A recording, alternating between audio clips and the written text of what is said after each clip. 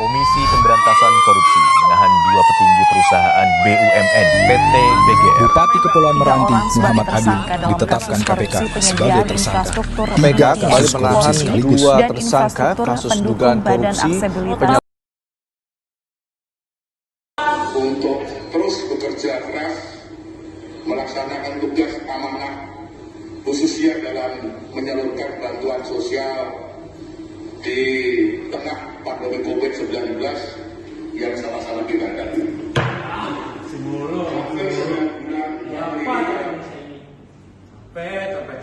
Ada apa sih kan? Kok marah-marah begitu?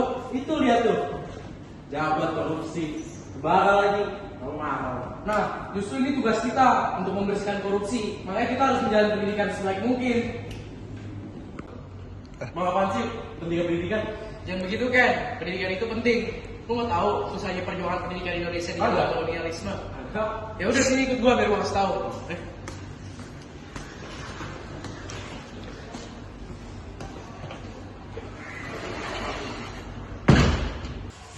Kita akan memperkenalkan politik etis untuk memperbaiki kehidupan masyarakat pribumi dengan cara mengedukasi. Tetapi pada masa itu, pendidikan hanya untuk kalangan tertentu saja. Benar, makanya Ki Hajar Dewantara itu berjuang agar semua rakyat bisa belajar.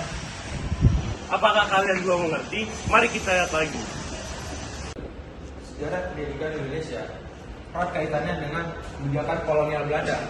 Awalnya, pendidikan itu sangat terbatas dan hanya dapat dinikmati oleh kaum elit pribumi atau keturunan Eropa. Pada akhir abad ke-19, muncul gagasan bahwa Belanda eksploitasi kolonial. Salah satunya dari buku Max Havelaar karya Multatuli. Jadi, pada masa kolonial Belanda, Multatuli membuat buku Max Havelaar yang isinya menggambarkan penderitaan rakyat Indonesia.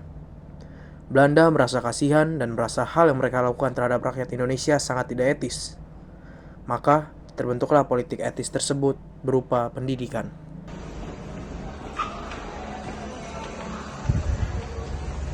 Sebagai tanggapan atas kritik tersebut, Belanda akhirnya menerapkan yang namanya politik etis sebagai program utamanya yaitu pendidikan. Mereka mendirikan dua sekolah, Osvia untuk calon pegawai pribumi dan Stovia untuk cikal bakal Fakultas Kedokteran Universitas Indonesia. Meskipun awalnya pendidikan ini bertujuan untuk mencetak tenaga kerja yang terampil yang loyal kepada kolonial Belanda, para kaum terpelajar di Indonesia justru memanfaatkannya untuk membangun kesadaran nasional. Tokoh-tokoh seperti DR Sutomo, Ki Hajar Dewantara lahir dari sistem ini. Dengan meningkatnya akses pendidikan, kesadaran akan ketidakadilan kolonial semakin kuat. Pendidikan menjadi alat bantu utama untuk meningkatkan rasa nasional, yang akhirnya menjadi Indonesia merdeka pada 17 Agustus 1945.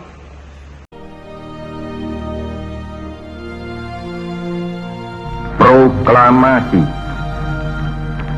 Kami, bangsa Indonesia, dengan ini menyatakan kemerdekaan Indonesia.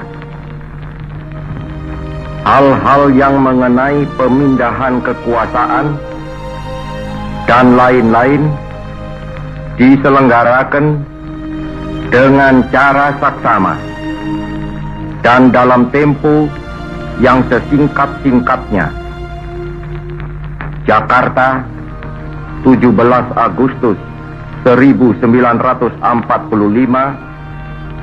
atas nama bangsa Indonesia, Soekarno Hatta.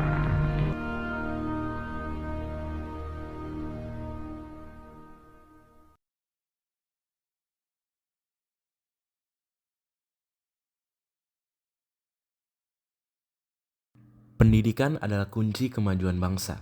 Sebagai generasi muda Indonesia, kita harus menyadari betapa berharganya kesempatan belajar yang kita miliki saat ini.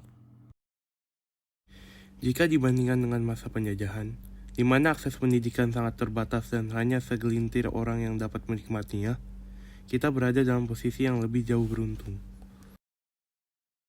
Para pejuang terdahulu telah berjuang keras agar kita bisa mengenyam pendidikan dengan lebih baik. Oleh karena itu, kita harus menghargai pendidikan dengan bersungguh-sungguh dalam belajar. Tidak hanya itu, kita juga harus berkontribusi dalam mencerdaskan bangsa dan menggunakan ilmu yang kita peroleh untuk membangun Indonesia yang lebih maju. Jika kita melihat kondisi negeri kita ini yang tidak terlepas dari adanya korupsi, justru inilah saatnya kita sebagai generasi penerus bangsa untuk tidak lagi terjebak dalam lingkaran korupsi itu. Menghargai pendidikan bukan hanya dengan meraih prestasi akademik, tetapi juga dengan menerapkan nilai-nilai, kejujuran, disiplin, dan semangat juang dalam setiap aspek kehidupan. Oleh karena itu, mari kita terus menumbuhkan kesadaran bahwa pendidikan adalah senjata paling ampuh untuk menciptakan masa depan yang lebih cerah bagi diri kita dan bangsa Indonesia.